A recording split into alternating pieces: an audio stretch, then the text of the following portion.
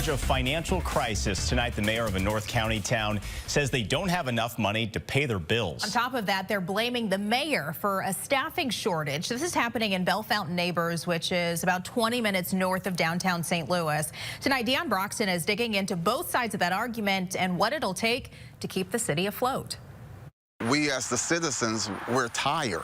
Bell Fountain Neighbors resident Bryant Nelson says a similar story is playing out once again in city government. Some members of the Board of Aldermen aren't compromising with the mayor. I need this board to put aside their personal differences with me. Mayor Donna Tapman says the city has no city clerk, no full-time person working in the finance department, and the police department needs more officers. But Tapman says the toxic, dysfunctional environment has been created by some members on the city's legislative board. She says it's typical petty politics.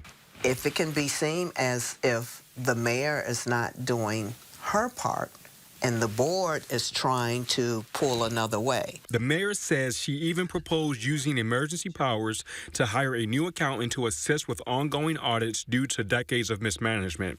Tapman says hiring qualified candidates is currently taking months. You can make an improvement if it's a service that's detrimental and can't be stopped. When we were at the board meeting, we didn't say we weren't going to hire a person. We said that it should go out for a bid. Board President James Thomas, Alderwomen Elise Dales, and Alicia Smith say the mayor wants board members to vote on her hand-picked candidates and overpay them. We have to make sure that we can sustain our payroll. The aldermen say they're willing to work with the mayor if she becomes more transparent. They added they can always adjust the budget to hire employees right now if need be. But Nelson says the standoff is only putting the future of Bell Fountain Neighbors at risk. They don't want to dissolve our police department. They don't want to dissolve the city of Bell Fountain. But if we continue on this track, we're not going to have any choice but to dissolve the city. Deon Broxton, First Alert 4.